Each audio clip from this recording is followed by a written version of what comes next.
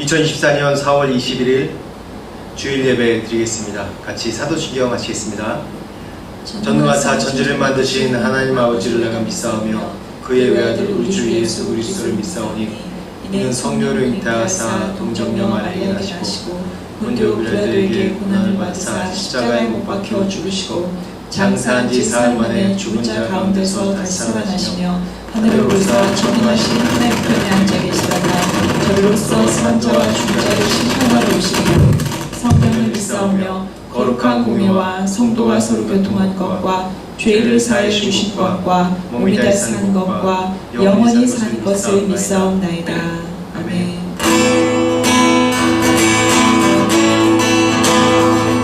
찬양하겠습니다.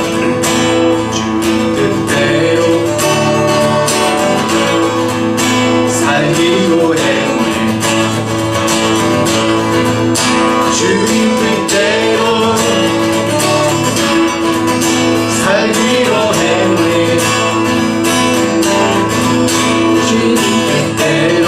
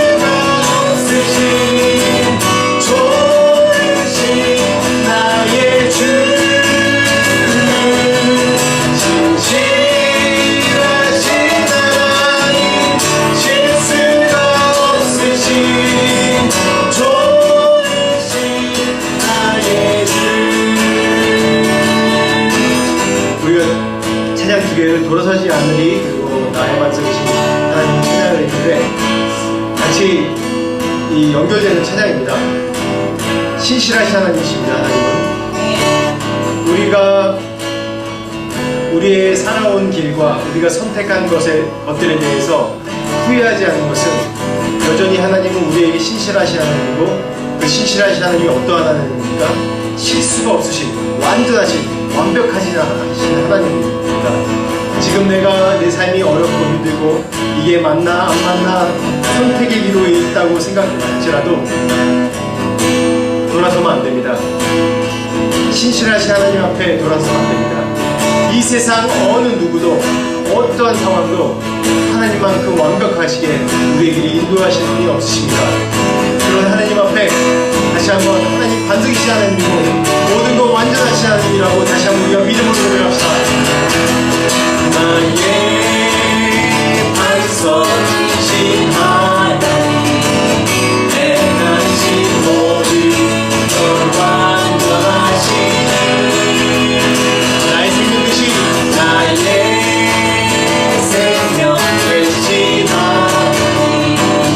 내게 행하신 이 찬양합니다. 신실하신 하나님, 실수가 없으신 좋으신 나의 주,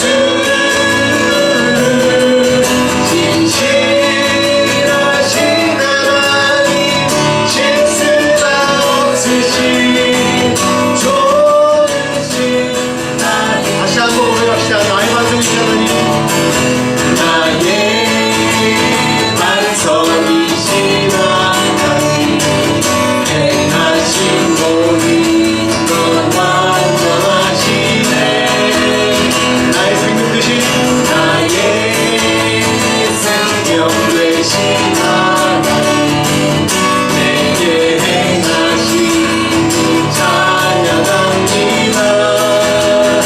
고백합시다. 신실하신 하나님, 실수가 없으신 좋으신 나의 주, 신실하신 하나님, 실수가 없으신 좋으신 나의 주. 고백합시다. 신실하신 하나님, 실수가 없으신 좋으신 나의 주, 신실하신 하나님, 실수가 없으신 좋으신 나의 주. 우리 다시 한번 마음으로 고백합시다. 신실하신 하나님, 실수가 없으신 좋으신 나의 주, 신실하신 하나님, 실수가 없으신 좋으신 나의, 다시 한번 고백합시다. 신실하신 하나님, 나의 아들입니다.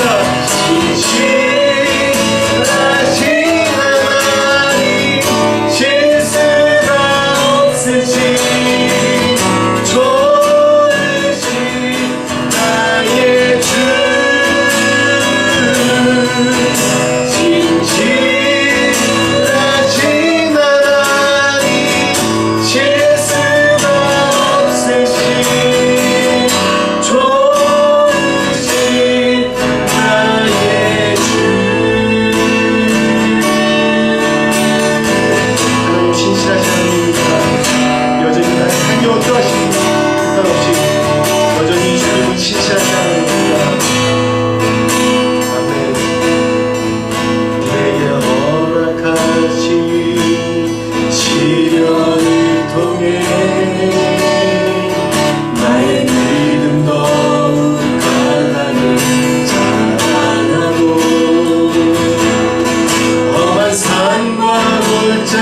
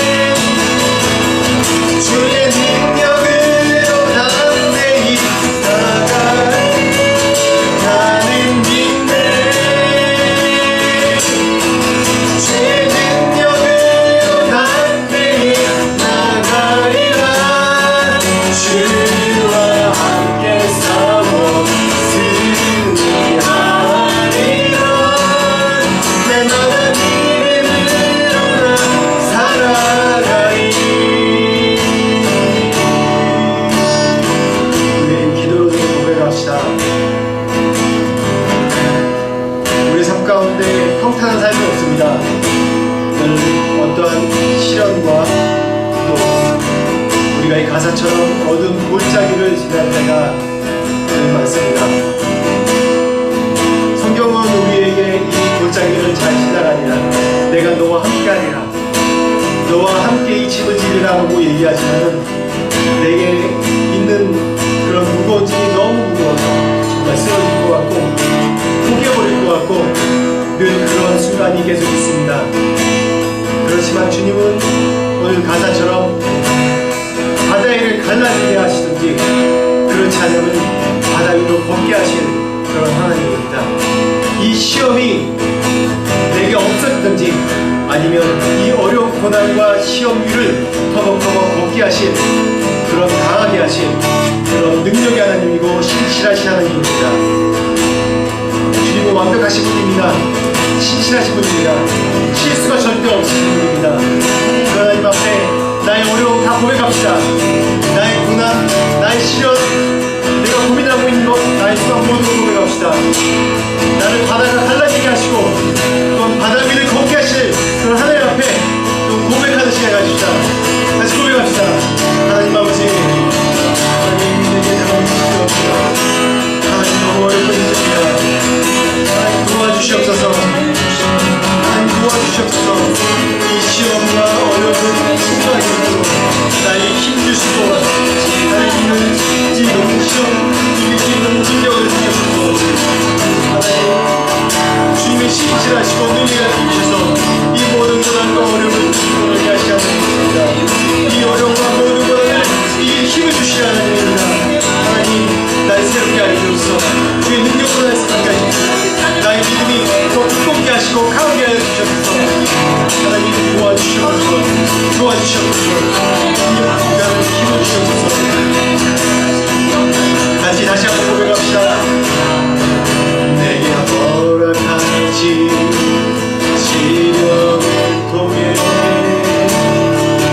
나의 믿음 너가 자라나고 험한 산과 골짜기 지나는 나 주의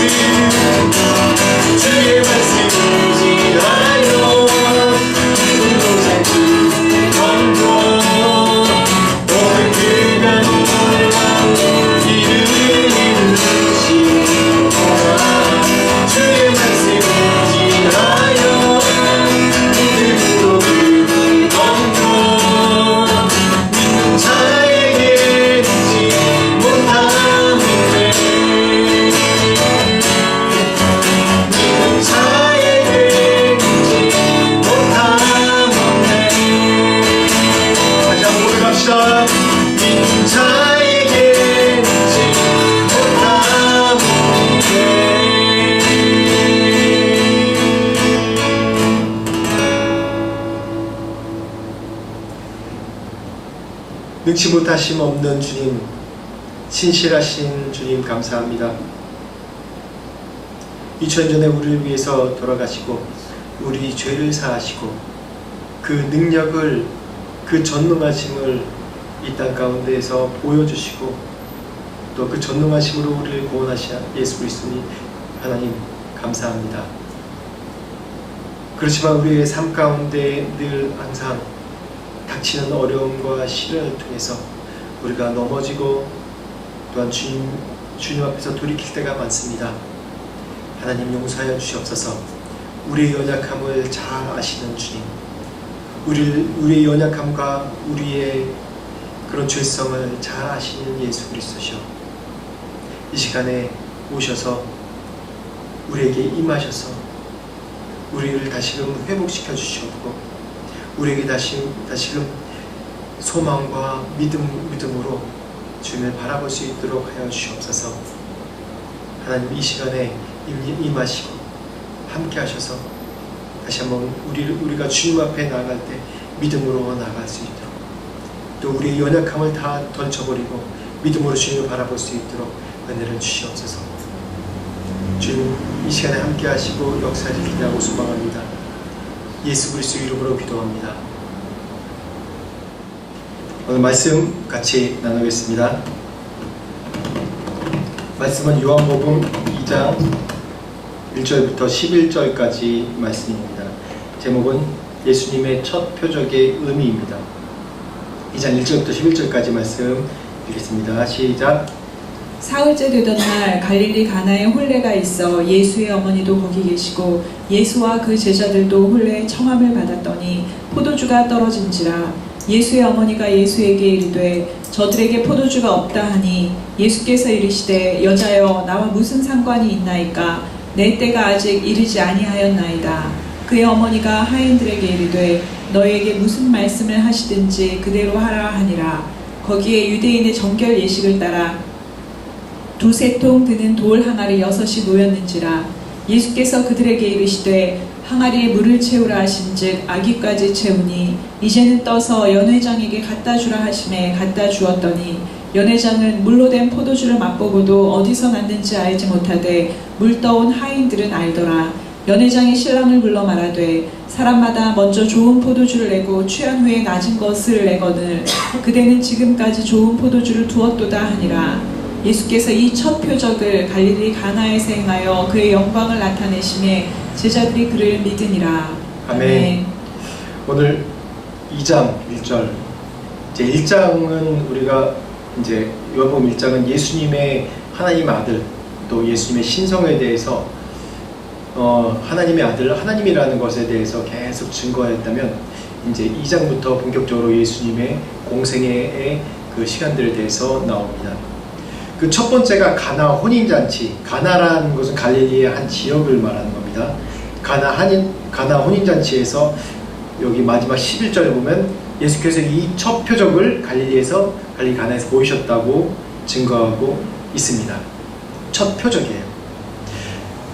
여기에 첫 표적이니까 여기에 정말 이 신학적인 의미가, 또 예수님이 왜 요한복음 2장 1절에 왜 수많은 것 중에 가나 혼인잔치, 하나님의 그런 표적이 한 몇 가지 있는데 그 중에서 왜 가나 혼인잔치를 이 사도 요한이 있었을까?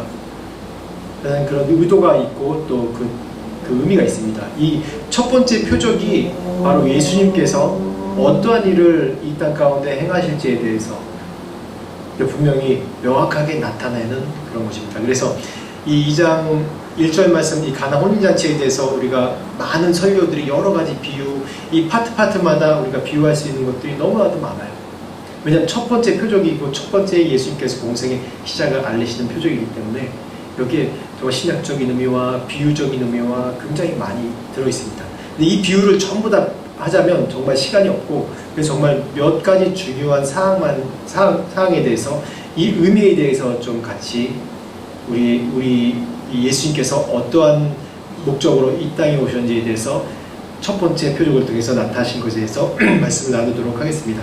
여기서 보면 이 전장 말씀 맨 끝에 보면 나다나엘에 대해서 나옵니다. 지난주에 얘기했죠. 나다나엘이 예수님께서 내가 너 무화과 나무 밑에서 있는 것을 보았다 하니까 예수님에 대해서 하나님이시라, 하나님의 아들이시라고 고백하는 장면이 나오죠.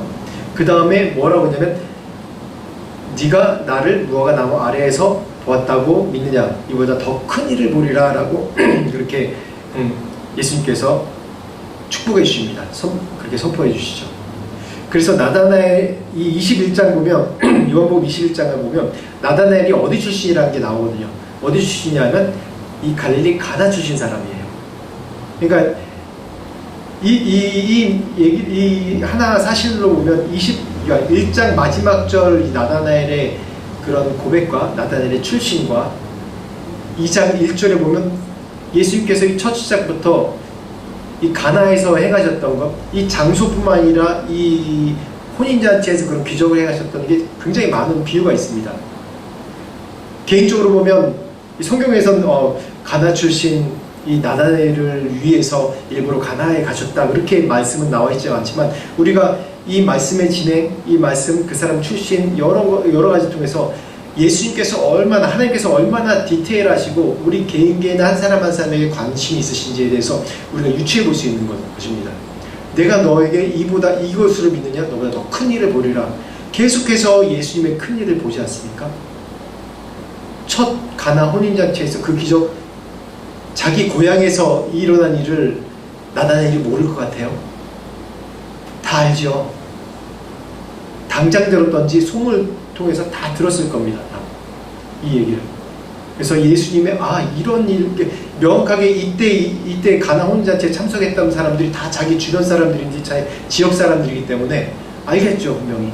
그러니까 얼마나 이 말씀을 통해서 첫 2장 1절부터 가나 혼인잔치 비유를 통해서 그 전장 나다나엘의 그 출신, 얼마나 예수님께서 세밀하시고 디테일하시고 한 사람의 영혼에 대해서 생각하시는지, 인류 전체를 구원하신 하나님이 한 영혼에 대해서 말씀하신 그것을 이루시고 지키신 신실하신 하나님인지, 이것 중에 저는 첫 번째로 여기에 대해서 정말 감동이 왔어요. 내 인생도 정말 이 전 우주의 이 티끌보다 작은 내 하나의 인생이지만 하나님은 내게 하신 약속, 내게 하신 말씀 신실하게 지키실 하나님이구나라는 겁니다. 저는 이 말씀 준비하면서 이 첫 번째 말씀부터 제가 감동을 받았어요. 이건 제 간증이고요. 중요한 건 이 혼인잔치입니다. 가나 혼인잔치를 왜 예수님께서 선택하셨냐면, 이 말씀 창세기 말씀 첫 번째부터 계시록 끝때까지 말씀이 뭐냐면 혼인으로 시작해서 혼인으로 끝난다고 해도 정말 과언이 아닐 정도로 이 예수님은 혼인에 대해서, 이 결혼에 대해서 정말 중요한 의미로, 또한 중요한 비유로 우리에게 말씀하고 계십니다. 창세기 말씀 보면 첫 번째 우리 인류의 시작이 아담과 누구로부터 시작하죠? 하와로부터 시작합니다. 하나님께서 맺어주신 관계죠. 그리고 마지막 계시록은 뭡니까? 계시록은 천국 혼인잔치로부터 끝나는 겁니다.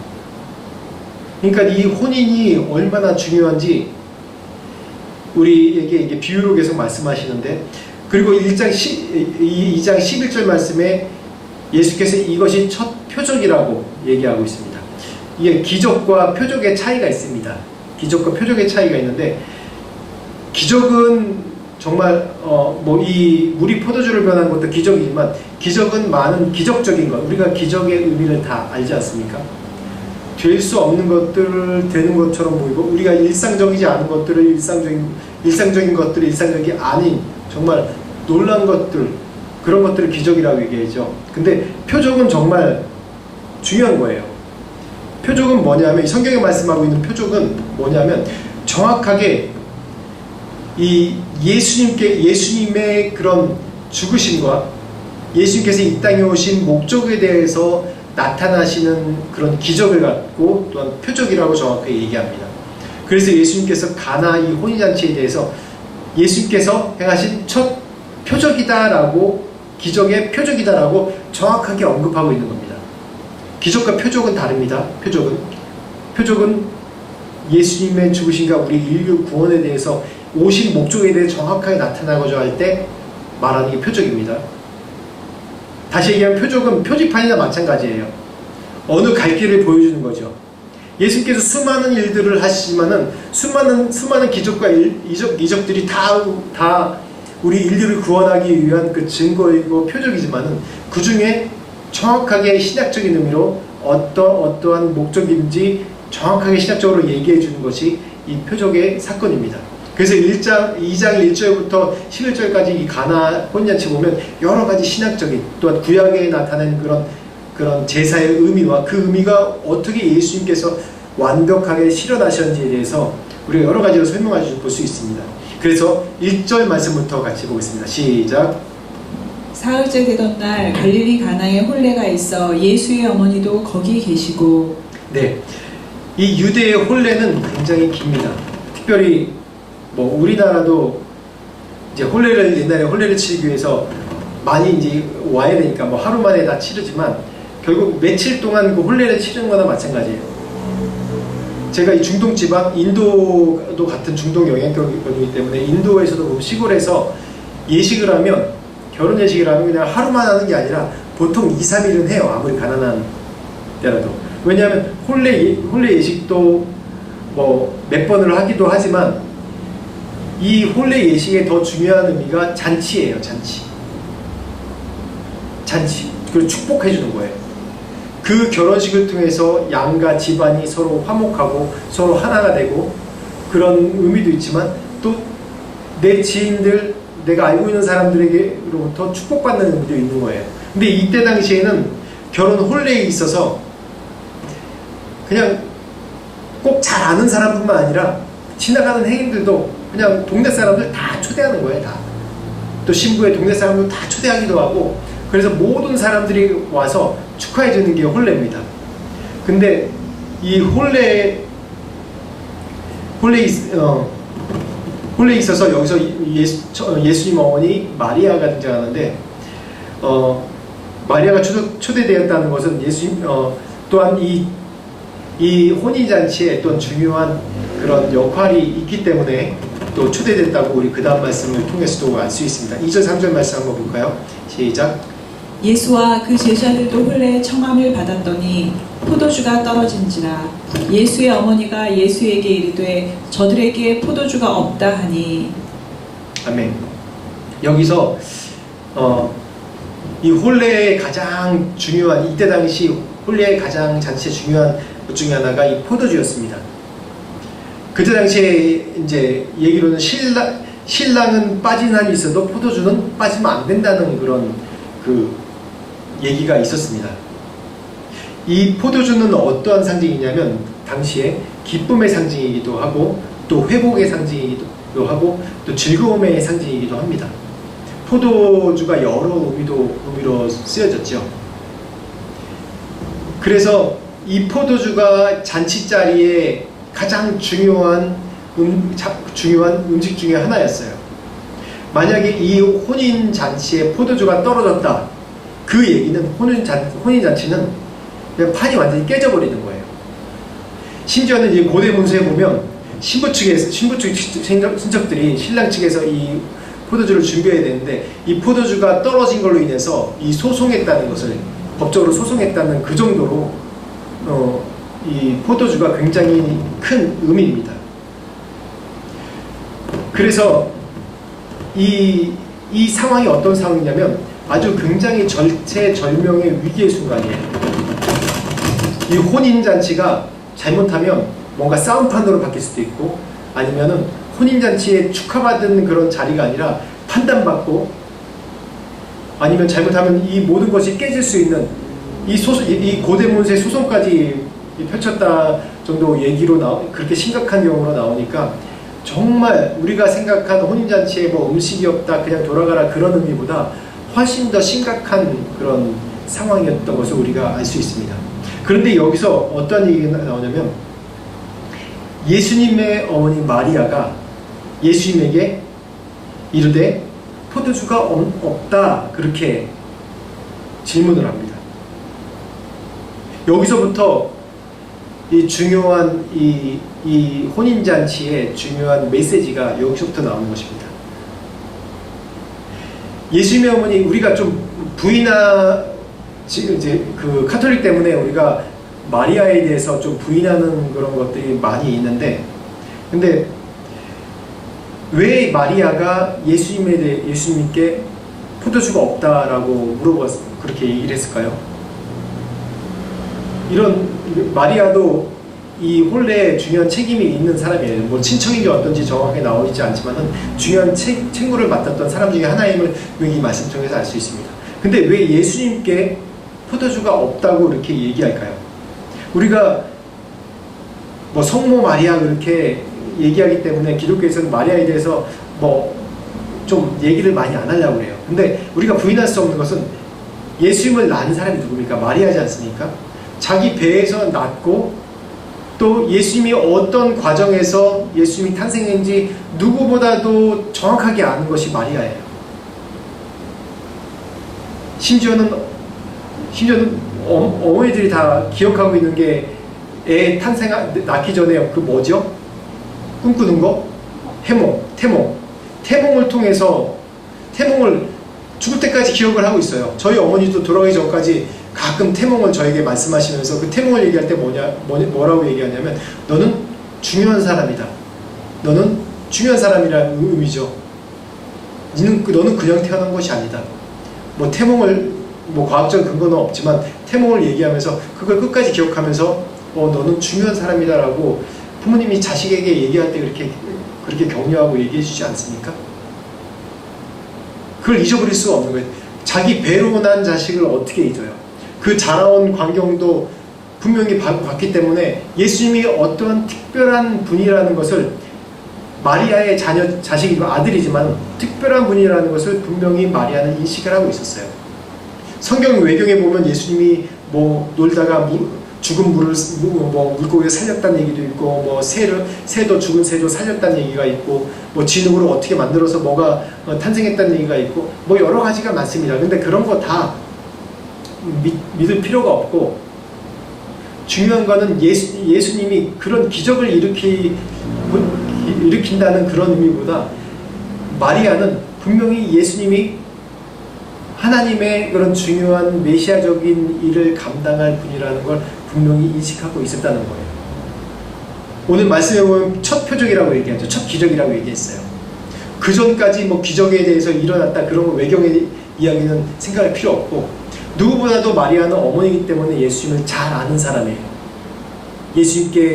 하나님께서 말씀하신 예수님이 어떤 사람이라는 걸 분명히 잘 알았고, 그래서 마리아는 예수님에게 이때가 당신의 때입니까? 라는 이 질문일 수도 있어요. 그리고 인간적으로 보면 예수님이 정말 신실하신 분이셨겠죠. 왜냐하면 자라면서 많은 사람들이 기쁨을 줬다고 그러니까. 그리고 정말 믿을만한 첫째 아들이었을 거예요. 성경에 여러 가지 이제 증거로 보면 예수님의 아버지 요셉이 좀 일찍 돌아가셨다고 해요. 그렇기 때문에 뭐 가장으로서 그런 일들을 감당하실 수도 있고, 뭐 여러 가지 의미가 있지만은 어쨌든지 이러한 포도주가 없다는 이거 포도주를 어디서 가져올 수 있는 것도 아니거든요. 그때 혼인잔치면 그때 있는 그 지역에 있는 모든 포도주를 다 가져다가 왔을 거예요. 근데 이 마리아는 예수님에 대해서 어떤 분인지 인지하고 있었다는 거예요. 그래서 이때가 당신의 때입니까? 라는 그런 질문으로 예수님께서 포도주가 없다라고 이 예수님께 얘기한 거예요. 그렇게 믿습니다. 4절 말씀 봅시다. 4절 말씀 같이 읽겠습니다. 시작. 예수께서 이르시되 여자여 나와 무슨 상관이 있나이까 내 때가 아직 이르지 아니하였나이다. 아멘. 이 말씀을 통해서 사람들이 좀 오해하는 것이 많이 있는데, 어떤 사람은 여자의 그럼 마리아를 이 믿음이 없는 마리아를 무시했다고 이렇게 얘기를 하는 경우가 있습니다. 근데 이 히브리어로 보면 귀나이란 얘기인데, 이 단어는 이때만 쓰이는 것이 아니라 마지막 예수님께서 승천하시기 전에 제자에게 어머니를 부탁한다 얘기할 때 귀나이란 얘기를 썼어요. 뭐 그런 걸로 보면 이게 뭐 여자라고 무시하는 의미까지는 쓰지 않았을 겁니다. 다시 이 말을 좀 이 원어적인 의미로 좀 보면, 귀나이란 얘기는 뭐 귀하 아니면 뭐 어떤 번역 보면 사랑하는 여인이여, 어떤 번역 보면 이 여인이여라는 단어 자체를 안 쓴 번역도 있어요. 그 얘기는 이 단어 의미가 뭐 여러 가지 복합적인 내용이 있기 때문에 그런데 이 원어적인 의미를 좀 봐서 제가 이제 이 규칙에 보면 어떻게 보면 뭐 사랑하는 김마리아 여사여 뭐 이렇게 좀 장난 같죠. 근데 제가 어떤 공적인 자리에 있을 때 제 아내를 부를 때 사모님 아니면 선교사님 그렇게 불러요. 제 아내는 저랑 친밀한 관계고 제가 여보 그렇게 얘기하기도 하고 뭐 장난으로 반말하기도 하고 그렇게 서로 호칭을 자유롭게 부르기도 하는데 공식적인 자리에서 제가 뭐라고 얘기하면 사모님 아니면 선교사님 이렇게 얘기를 합니다. 이런 의미로 쓰여진 거예요. 여인이여라는 얘기가. 여인이여라는 얘기가 선을 정확하게 긋는 얘기입니다. 여인이여라는 얘기가 어머님, 사랑하는 어머님 그러면서 정확하게 뭐라고 하냐면 지금이 내 때가 아닙니다 라고 얘기하는 것이죠. 즉 이 얘기는 뭐냐면 예수님 본인도 자신의 신성, 자신의 하나님, 자신의 그런 부르심에 대해서 정확하게 인식하고 계셨고 그 때에 대해서 얘기한다는 것은 바로 예수께서 십자가의 고난을 받으시고 십자가에 못 박히시고 우리 인류를 구원하실 때 또한 또 더 덧붙여서 얘기하면 예수님께서는 하나님이 말씀하시지 않으면 전혀 움직이지 않으셨어요. 그 때가 뭐냐면 하나님께서 지금 나의 신성에 대해서 내가 이 땅에서 행할 일들에 대해서 정확하게 말씀하지 않으셨다는 거예요. 그런데 사람들은 보면 뭔가 어떠한 일이 생겼을 때 그걸 예수님을 해결자로 불려요. 하나님을 해결자로 그렇게 얘기를 해요. 하나님의 때를 나에게 주신 하나님의 때를 내가 결정해요. 하나님 주님의 때는 이때입니다. 주님의 때는 이때에 날 부자로 살게 해주셔야 됩니다. 내가 이때 내가 이런 높은 위치까지 올라야 됩니다. 하나님 내가 교회에 지금 내 개인적으로 얘기하면 지금 시작했는데 이때 하나님께서 20명, 30명, 100명을 보내셔야 됩니다. 그건 제가 정한 때죠. 하나님은 우리 이 인류 구원의 역사의 성리 때뿐만 아니라 하나님은 각 개인에게도 하나님의 때를 부여해 주십니다. 제가 1절 첫 번째 말씀드릴 때 갈릴리 가나라는 명칭을 통해서 하나님이 이 나다나엘에게 말씀하신 이 바로 전장 바로 끝절에 말씀하신 내가 이거보다 더 큰 일을 보리라 라고 얘기하셨던 그 일을 첫 번째 표적으로 나다나엘의 고향인 가나에서 그 일을 이루셨어요. 성경엔 정확하게 나다나엘을 위해서 했다고 얘기는 안 하지만 우리 각 개인에게 주시는 하나님의 때가 있습니다.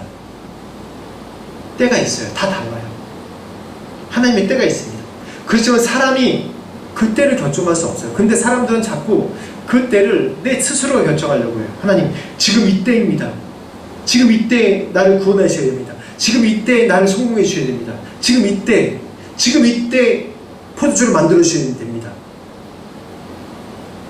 마리아로 돌아가 보면 마리아 인간이지 않습니까? 예수님 탄생하기 위한 또 귀중한 또 중요한 사람이지만은 그렇기 때문에 마리아조차도 예수님의 때를 알지 못하는 거예요. 알지 못해요. 그래서 지금 포도주가 없습니다 라고 얘기했을 때 예수님께서 뭐라고 얘기하십니까? 사랑하는 어머니 지금 이 일이 나와 무슨 상관입니까? 내 때가 아직 이르지 않았습니다. 정확하게 아주 냉정하게 손을 딱 긋고 있는 모습입니다. 예수님은 이 이후에 많은 기적과 이적들이 하나님께서 말씀하시고 허락하셔서 그런 일을 이루셨습니다. 또 오병이어의 기적 또 이루시고 또 죽은 자도 살리시고 그런 이적을 계속해서 돌아가기 전까지 끊임없이 이루셨어요. 근데 이때가 시작점이었어요. 이때가. 한번 5절 말씀 보겠습니다. 5절 말씀 시작. 그의 어머니가 하인들에게 이르되 너희에게 무슨 말씀을 하시든지 그대로 하라 하니라. 아멘. 하나님 예수님께서 이 때를 아직 모르기 때문에 이 일이 나랑 상관이 없다. 다음부터 어머니 이런 일 나한테 얘기하지 마세요. 이런 일 난 때가 아니에요. 아직 이런 일이 있으면 얘기하지 마세요. 이렇게 정확하게 선을 긋는 얘기거든요. 근데 마리아는 어떻게 해요? 하인들에게 예수님께서 무슨 말씀을 하시든지 그대로 하라라고 얘기합니다. 분명히 우리가 계속 이 말씀 속에서 유추해 보지만 제가 말씀드렸듯이 마리아에게는 예수님께서 그 배를 통해서 낳기 때문에 그 안에 뭔가 믿음이 있었어요. 언제 하나님께서 말씀하시기 때문에 이 구속자 주로서 분명히 행하실 때가 있을 것이다 라고 그렇게 믿음이 있었어요. 근데 이 행간의 이 사이에 4절과 5절 사이에 분명히 예수님께서는 하나님께서 예수님께 분명히 말씀하셨다고 분명히 생각해요. 그래서 마리아는 이 하인들에게 명할 수 있는 것은 너희도 생각하지 말고 저분이 무슨 말을 하든지 그대로 해. 만약 안 하겠다 아니라고 그러면 그냥 가고 뭘 하라고 그러면 그대로 행하면 돼 라고 얘기를 해요. 이 말씀을 보면 우리가 떠오르는 그런 또 하나의 말씀이 있습니다. 마가복음 7장 26절에서 29절 말씀입니다. 같이 읽어보겠습니다. 시작. 그 여자는 헬라인이요 수로보니게 족속이라 자기 딸에게서 귀신 쫓아내 주시기를 간구하거늘 예수께서 이르시되 자녀로 먼저 배불리 먹게 할지니 자녀의 떡을 취하여 개들에게 던짐이 마땅치 아니하니라. 여자가 대답하여 이르되 주여 올소이다마는 상아래 개들도 아이들이 먹던 부스러기를 먹나이다.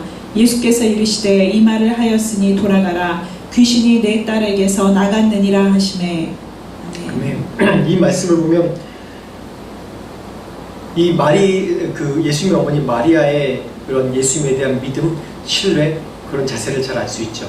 누구보다도 예수님을 잘 아는 사람이니까 예수님이 어떤 목적으로 오셨는지 구체적으로 어떤 일을 펼칠지 모르지만은 정확하게 마리아는 인지하고 있었기 때문에 이런 명령을 이 하인들에게 할 수 있는 거예요. 똑같이 이 수로보니게 여인이 그랬죠. 예수님에게 내 딸을 귀신을 쫓아내 주십시오 라고 얘기할 때 뭐라고 해요? 예수님께서 무시하잖아요. 야, 내가 이 떡을 쥐어서 개들에게 주는 게 마땅치 않다. 아니 주지 않을 거면 말을 말든지 이렇게까지 비유를 하세요 라고 얘기를 할 수 있어요. 분명히 그렇게 얘기할 수 있어요. 근데 이 수로보니게 여인도 어떠한 믿음이 있었냐면 예수님에 대한 믿음이 있었어요. 예수님께서 어떠한 분이 정확한지는 모르겠지만 나를 구원해 주시고 내 딸을 구원해 주시고 그 믿음이 예수님께서 무시하는 것 같은 그 말보다 더 크셨어요. 그래가지고 예수님이 그런 딸을 구원해 줬죠. 죄에서.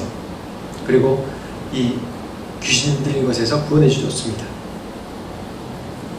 지금 이 혼인잔치가 파탄이 될 그 위기의 직면의 상황이었어요. 아무도 해결할 사람이 없었고 어찌할 바를 모르는 상황이었어요. 전체적인 정말 절벽 가운데 있는 그런 상황이에요. 그런데 마리아가 이런 얘기를 한 것은 뭐냐면 이 절벽에 서 있는 믿음이나 마찬가지입니다. 예수님께서 하시리라는 믿음도 있었고 만약 그렇게 안 했을지라도 뭔가 하나님께서 이 상황을 또한 뚫고 가게 하실 그런 일들이 있으리라는 그 믿음이 있었어요. 그래서 6절 말씀부터 한번 봅시다. 시작. 거기에 유대인의 정결 예식을 따라 두세 통 드는 돌 항아리 6이 놓였는지라. 예수께서 그들에게 이르시되 항아리에 물을 채우라 하신즉 아기까지 채우니 이제는 떠서 연회장에게 갖다 주라 하심에 갖다 주었더니. 여기서 보면 그 정결 예식을 따라 두세 통 드는 돌항아리 6이 놓였는지라 라고 얘기합니다. 이 돌항아리가 뭡니까? 돌항아리가 정결 예식에 따라, 그러니까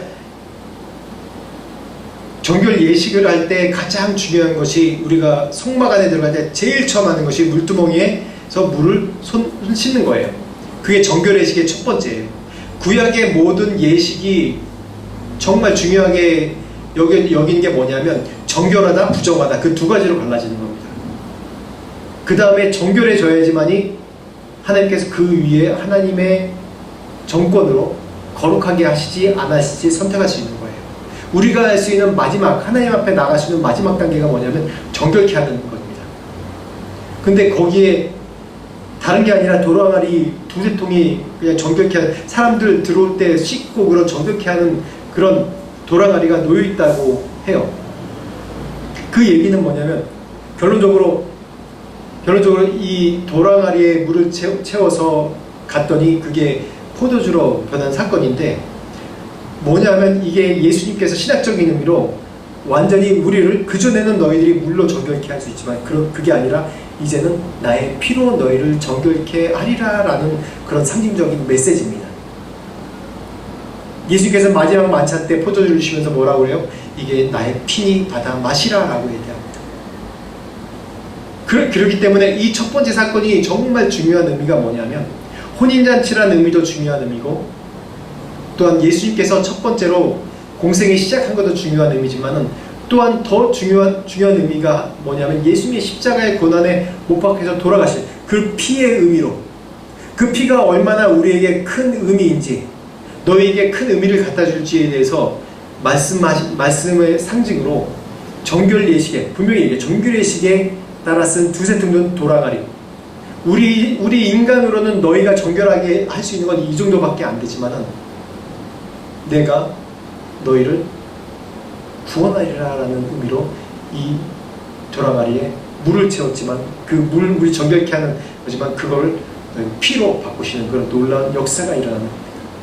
그래서 사람들은 어떻게 보면 너무 쉬운 일이잖아요. 이 하인들이 그냥 예수님께서 말하신 명령 따르라고 마리아가 얘기했지만, 이 도랑아리가 어떤 의미인지 알잖아요. 유대인들은 다 이 도랑아리에 뭔 의미인지 알고, 그래서 이 빈 도랑아리에 가서 물을 채우면 어떤 의미인지 알고, 물을 분명히 채웠어요. 사람들이 그냥 생각 안 하는 사람들은 그냥 채우고 그냥 간단히 갖다 주면 끝나는 건데, 얼마나 이 채우면서 저 같아도 이 채우면서 이게 맞나, 내가 하는 게 이게 올바른 일인가, 이게 맞나, 이걸 왜 갖다 주라고 그러지? 라는 의심을 가졌을 거예요. 그렇지만 예수님께서는, 우리가 예수 믿는 것도 마찬가지입니다. 사람들에게 구원의 복음을 전할 때 지금 입으로 고백하면 됩니다. 예수 믿으실 거예요? 네. 그러면 예수님께서 구원해 주실 겁니다. 구원 받았습니다 라고 얘기할 때 그냥 이렇게 고백하기만 하면 돼요? 예수님만 믿으면 돼요? 그렇게 얘기할 수 있어요. 근데 구원 받는 것은 우리 입으로 고백해서 시작하는 거라고 얘기하지, 그렇다고 구원이 우리 전적으로 모든 것이 다 이루어졌다는 의미가 아니라, 그걸 통해서 내가 너에게 구원을 시작하리라는 거예요. 구원의 여정은 우리의 믿음의 고백으로부터 시작해서 여정이 쭉 있습니다. 우리가 믿음의 시험을 이겨야 되고요, 또한 시험 가운데, 사단의 그 시험 가운데 우리가 믿음으로 고백해야 되고요, 여러 가지 일들이 있지만 이 입술의 고백으로부터 시작해서 너희 구원받는 것입니다. 그래서 구원이 너무 쉽다고 생각해요. 그렇기 때문에 예수를 안 믿어요. 예수 믿는 것이 이렇게 쉬운 거면 이상한데? 이 불교나 다른 종교처럼 열심히 고행을 하고 수행을 하고 또 엎드리고 뭐 하고 해야지 이게 정말 믿는 것 같지. 난 죄인이기 때문에 내 짐은 이렇게 많은 것 같은데, 이렇게 죄를 많이 진 사람 같은데 그냥 내 예수님 믿을게요 라는 고백 하나로 내가 구원받을 수 있다? 못 믿는 거예요. 그래서 이 마리아의 고백과 이 연회장의 이 물을 갖다 준 이 하인들의 믿음, 어떻게 보면 생각 없는 믿음이라고 할 수 있지만 이 믿음이 정말 중요한 의미입니다. 그래서 9절 말씀부터 11절 말씀 같이 한번 보겠습니다. 시작. 연회장은 물로 된 포도주를 맛보고도 어디서 났는지 알지 못하되 물 떠온 하인들은 알더라. 연회장이 신랑을 불러 말하되 사람마다 먼저 좋은 포도주를 내고 취한 후에 낮은 것을 내거늘 그대는 지금까지 좋은 포도주를 두었도다 하니라. 예수께서 이 첫 표적을 갈릴리 가나에서 행하여 그의 영광을 나타내심에 제자들이 그를 믿으니라. 아멘. 여기서 연회장 뭐라고 그래요? 물을 하인들은 그걸 알더라고 그랬죠. 하인들은 알았어요. 물을 갖다 주는 걸 분명히 알았거든요. 우리의 믿음도 이러한 믿음이 되어야 됩니다. 예수 믿는 것 어떻게 보면 생각 없이 사는 것 같지만은 아닙니다. 예수님을 믿기 때문에 이렇게 사는 거예요. 예수님을 믿기 때문에 하지 말라는, 세상 사람들이 하지 말라는 것도 하는 거고, 예수님을 믿기 때문에 너 왜 그렇게 살아? 라는 그런 비난 속에서 사는 거예요. 그런데 중요한 건 오늘 중요한 이 표적에 대해서 어떠한 의미인지에 대해서 좀 말씀드리려고 해요. 이 일을 아는 건 누구예요? 예수님과 마리아와 누구예요? 이 하인들입니다. 연회장인 사람들은 아무도 몰라요. 아무도 몰라요. 그냥 어떻게 이전에 이렇게 별로 그냥 보통인 그런 포도주를 냈는데 어떻게 우리가 다 취한 후에 훨씬 더 좋은 것을 그런 내냐? 최상품으로 내냐? 그래서 더 기뻐하고 즐거워합니다. 예수님께서는 이미 이 땅에 십자가에 못 박혀 돌아가셨습니다. 구원하셨어요. 그 구원하셨기 때문에 지금 우리가 이 땅에 살아가고 있는 겁니다. 사람들은 예수님께서 돌아가셨다는 사실을 모르는 사람도 있어요. 그 구원의 의미에 대해서 그냥 잊어버리고 사는 사람도 있어요. 내가 예수를 믿고 교회에 나오는 사람이지만은 여전히 내가 내 죄 가운데 내가 즐기는 것, 내가 원하는 것, 하고 싶은 것 하고 살아도 지금 별일 나타나지 않으니까 그렇게 사는 사람도 있어요. 예수를 믿지 않지만 그냥 교회는 다 있고 예수님 역사적으로 살아계신 분이고 있어. 근데 내가 지금 사랑하는 것 잘 살아가고 있는데 예수님을 내가 왜 믿어? 어떤 사람은 고난 가운데 있어도 예수 안 믿는 사람도 있어요. 그렇지만 역사적으로 변하지 않는 사실은 그런 사람들이 많을지라도, 그렇다 할지라도 그렇지 않을지라도 예수님께서는 이미 우리를 위해서 십자가에 돌아가시고 십자가에 돌아가심으로 우리 인류를 구원할 장을 마련해 주셨고, 한 가지 예수 그리스도를 믿음으로 구원할 수 있는, 구원받는다는 그런 오직 유일한 길을 우리에게 모든 사람들에게 그 귀한 선물을 우리에게 주신 겁니다. 근데 여전히 사람들은 그 의미를 모르고 살아가는 사람들이 많아요. 한번 제가 이게 2003년도에 만들어진 영화인데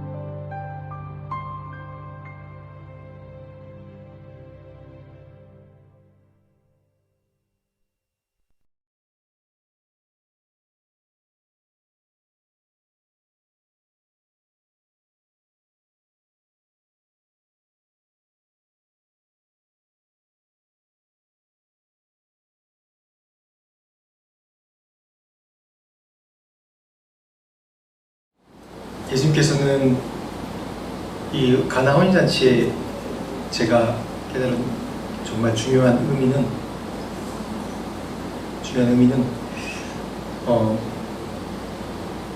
여전히 예수님은 우리의 그 절박한 위기 가운데 우리를 구원해 주시고, 이 혼인잔치의 이 절박한 위기 가운데 포도주 떨어질 때 포도주를 붓고 마셨던 것처럼 이 사람들은 알지 못해요.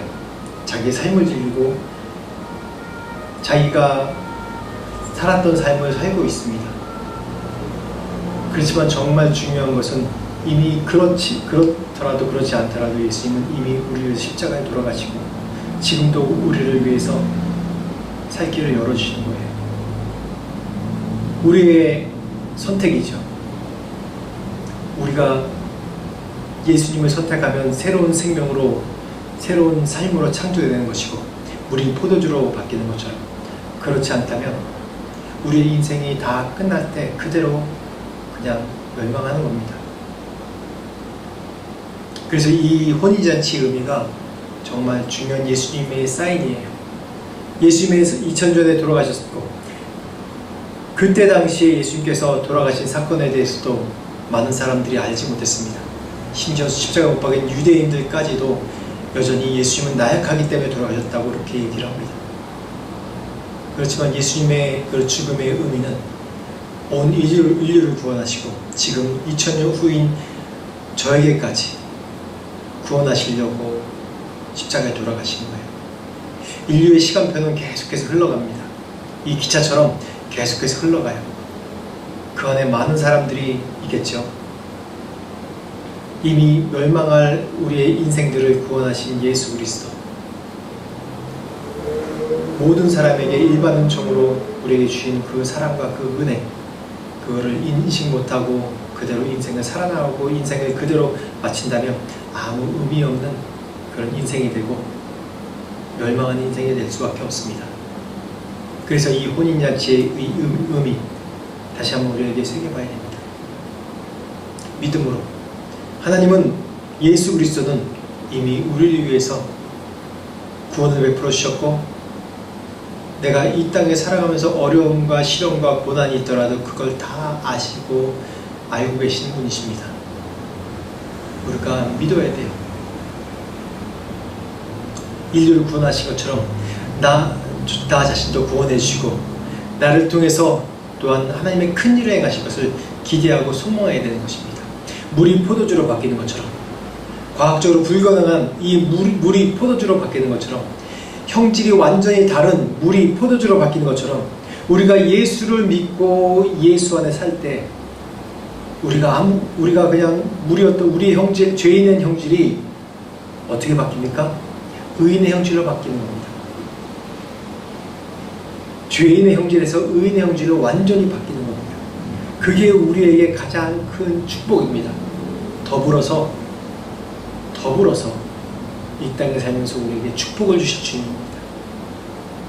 우리가 고난 가운데 있다 할지라도 그 고난이 우리에게 축복으로 바꿔주신 분이고, 시련이 우리에게 축복을 바꿔주신 분이시고, 우리에게 있는 슬픔을 기쁨으로 바꿔주시는, 한없는 기쁨으로 바꿔주시는 분이 바로 예수 그리스도십니다. 그 증거가 이 첫 번째 혼인, 예수 그리스도께서 표적으로 보여주신, 표적이라고 얘기하신 그 첫 번째 사건이 지금 우리에게는 그런 의미로 다가옵니다.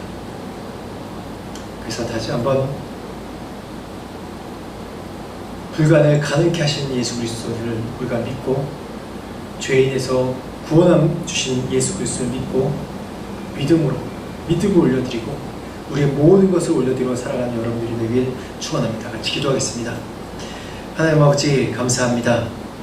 이 가나 혼인잔치, 물이 변하여 포도주가 된 이 사건을 통해서 우리가 많은 그런 예수님께서 이 땅에 오신 의미에 대해서 우리가 생각해 봅니다. 주님, 우린 연약하여서 예수 그리스도께서 이 땅에 우리를 구원하신 그런 은혜에 대해서 잊어버릴 때가 많습니다. 현실의 삶이 어렵기 때문에, 현실 가운데 우리가 절망하기 때문에 예수 그리스도의 구원이 지금 당장 나에게 무슨 의미 있을까라고 그렇게 불신하는 경우가 많습니다. 하나님 용서해 주옵소서. 그렇다 할지라도 우리에게 평안을 주시고 우리를 구원하시고 우리에게 영원한 생명을 주신 그런 기쁨과 소망을 고난 가운데 있을지라도 우리가 누리게 하여 주시옵소서. 고난 가운데 있을지라도 발견하는 믿음을, 그런 강한 믿음을 주시옵소서. 그래서 하나님, 우리의 삶이 늘 하나님께 들어지는 삶이 되게 하시고 우리의 믿음의 고백, 고난 중에라도 소망의 고백, 주를 사랑한다는 고백을 하는 믿음을 우리에게 주시옵소서. 지금 우리 주 예수 그리스도의 은혜와 하나님 아버지의 무한하신 사랑과 성령님의 감화감동 역사하심이 물이 변하여 포도주가 되게 하시는 그런 불가능에서 기적을 만드시는 예수 그리스도, 죄인에서 의롭게 하신 그런 예수 그리스도의 그런 기적을 믿고 따르는 모든 자들에게 지금부터 영원토록 함께 하시기를 간절히 축원하옵나이다.